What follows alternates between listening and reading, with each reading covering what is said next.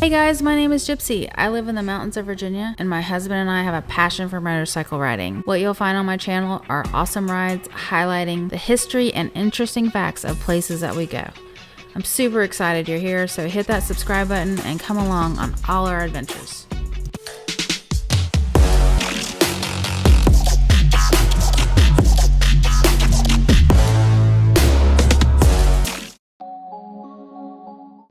Ah, the elusive buffalo. There's a few in the distance, that's all we saw. So here we are at the Badlands. This is the Pinnacle's entrance. There's some prairie dogs that are very hard to see. They are everywhere though, but they are quite difficult to see because they're camouflaged into all the brush and the dirt. It does cost $25 to get into the Badlands, but it's good for 10 days.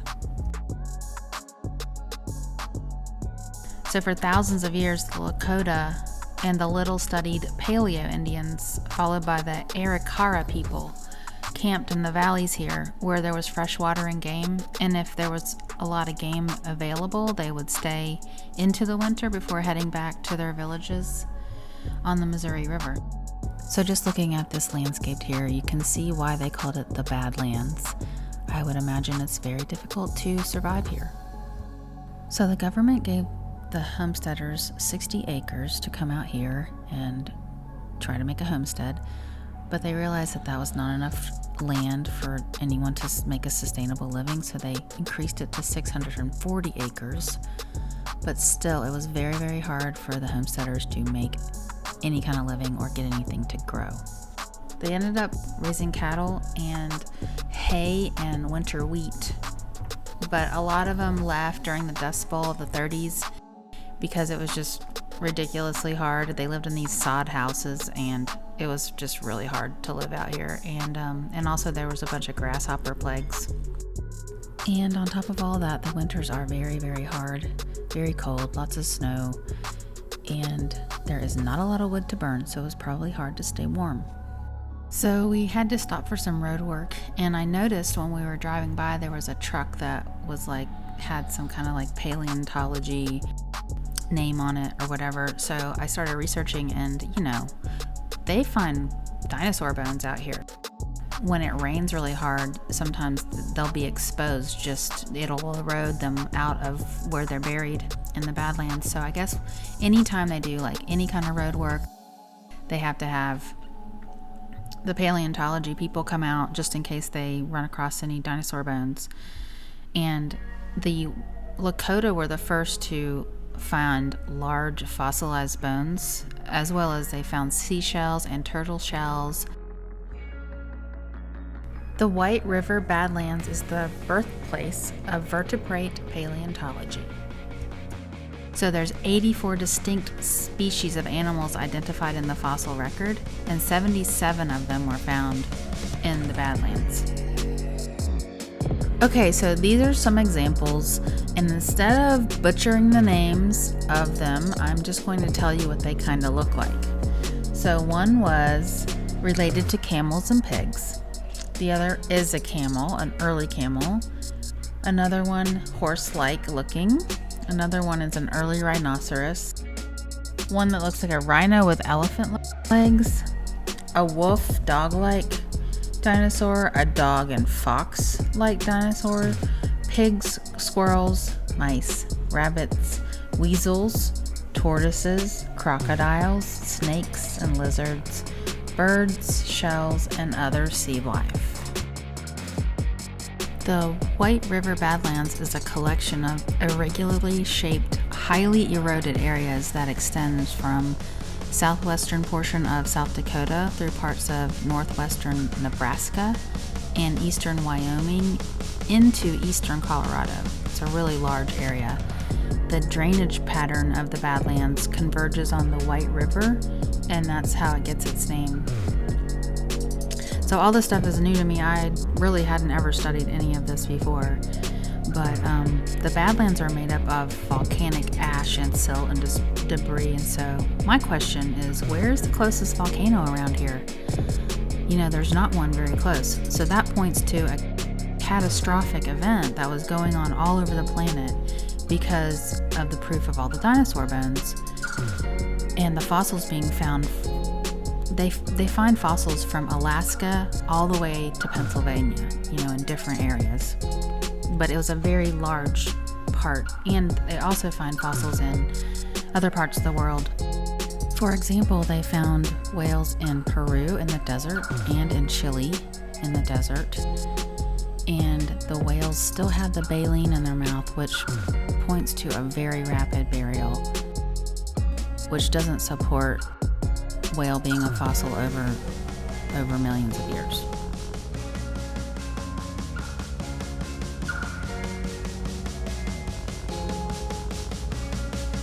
This part always reminds me of being at the beach, because on this left side it looks like dunes and seagrass, and because you can't see what's beyond the horizon, it could be the ocean. Of course, on the right side it's obviously not the ocean, but I just thought it was interesting how it made me feel like I was at the beach. I guess it's just maybe the prairie grass and the expanse.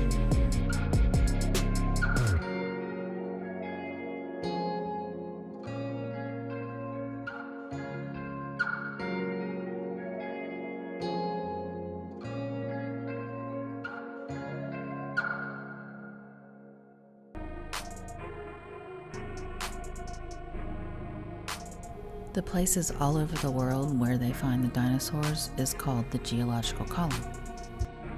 So it goes like this. The Cretaceous is the top layer, basically like where you start digging under the ground. That's where they find T-Rex and duck-billed dinosaurs and raptors.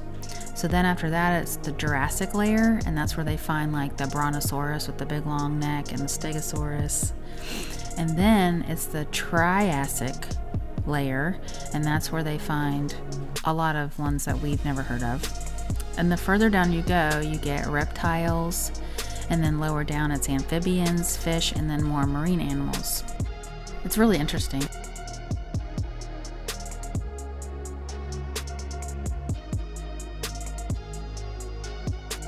So I found this really good YouTube channel, and it's called Is Genesis History? And they talk to all of these geologists and paleontologists and scientists that are basically showing that a lot of the dinosaurs were already dead and being scavenged, and then this huge event happened, and they basically, all this water came through and washed all the dinosaurs into a certain swath of land over the United States. Also, it probably happened in Europe at the same, in the same way, sort of way. And so when they find dinosaur bones, they're basically all in the same condition, which points to that they all happen to die at the same time. And then when they find pieces, like all different kinds of bones, like just pieces of bones, that means that they were already dead and they got washed somewhere. But when they find an entire dinosaur, like all the bones of the dinosaur, they can put it all together and it's all basically just laying right there, that means that they were buried instantly. So it's really interesting. If you want to check it out, I'll link it underneath in the description box. They just have so many really smart people, and they're just really passionate about what they're talking about. It's extremely interesting.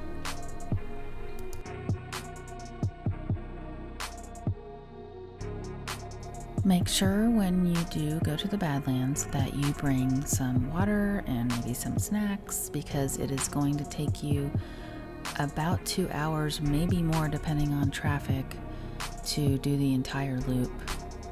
But I would highly suggest that you make this part of your trip, especially if you're going to drive this far out into the United States. You should definitely not miss it.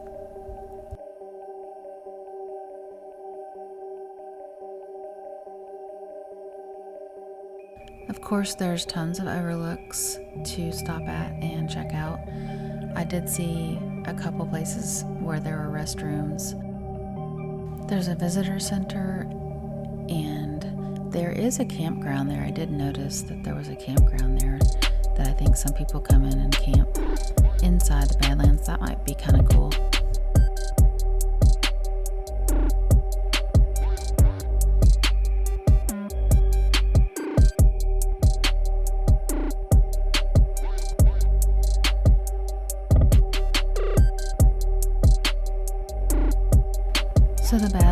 are off of I-90, and just keep in mind that you get off of I-90 and you do have a little ways to go before you get to the Badlands entrances, and then of course the whole loop of the Badlands. So make sure you have enough gas because you're going to be in there a couple hours.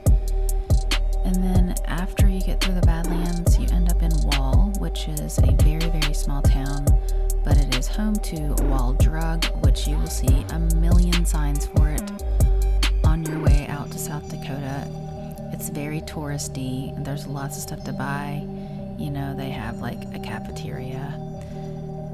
It was, okay. I wouldn't probably go back there again, but some people probably love it.